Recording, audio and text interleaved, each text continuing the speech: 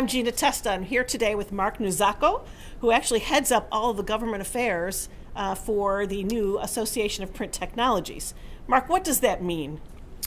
Well, Gina, thank you for the opportunity to chat with you this a little bit at the beginning of this new year. It's 2018, beginning of the second session of the 115th Congress and the second year of the Trump presidency. It's always an auspicious occasion when the new year begins. This is even more so with the Association for Print Technologies launching its new program under its new flagship name. And advocacy is a key part of that new program. I'd like the viewers of this to remember three key things after this is concluded.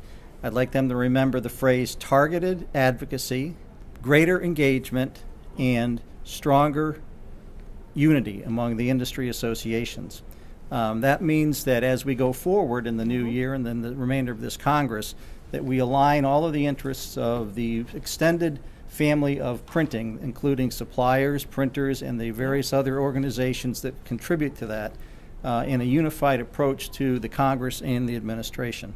Excellent. Can you give us a quick example of some of the major issues that you're advocating on behalf of? Sure. We had some major successes in 2017, but that doesn't mean that the work is over with, not by any stretch of the imagination.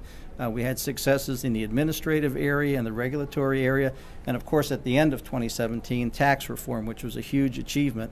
A lot of that had to do with capital investment as we focused on it here at APT.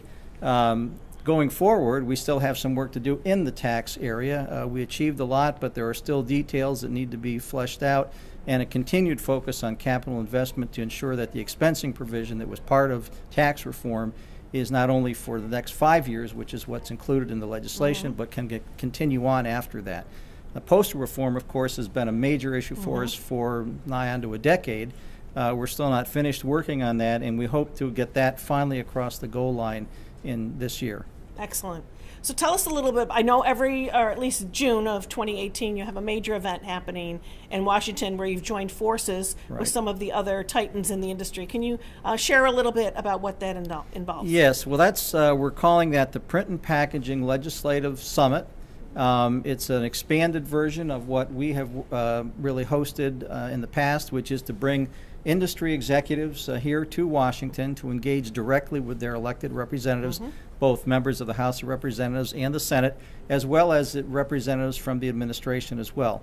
It's a day-and-a-half program where we bring people together here in Washington, and we, in the first day, give them a little training as to how to do this best, and then we fan out across Capitol Hill on the second day and meet the members directly and their staffs, who are very important as well, to convey our message to them and to make that connection even stronger so that when they go back to their homes in the various districts and states across the country, they are able to continue to engage their elected representatives back in their home states and districts.